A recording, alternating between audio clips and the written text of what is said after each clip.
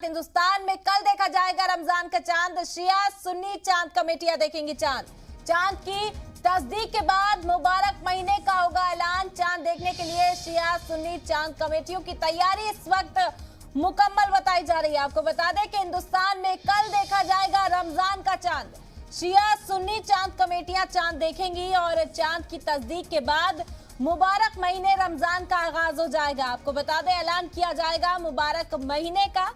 चांद देखने के लिए शिया सुन्नी चांद कमेटियों की तैयारियां इस वक्त मुकम्मल की जा रही हैं। कल देखा जाएगा चांद और फिर कल चांद दिखने के बाद आगाज होगा माह रमजान का सबसे मुबारक महीने का आगाज। उसका ऐलान कल चांद देखने के बाद किया जाएगा।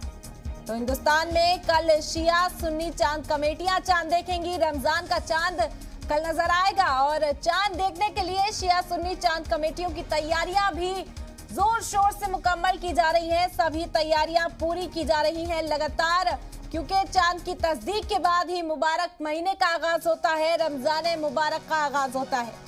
तो हिंदुस्तान में कल देखा जाएगा रमजान का चांद। शिया सुन्नी चांद कमेटियां देखेंगी और चांद की तस्दीक के बाद माह रमजान का आगाज हो जाएगा सबसे मुबारक महीने का।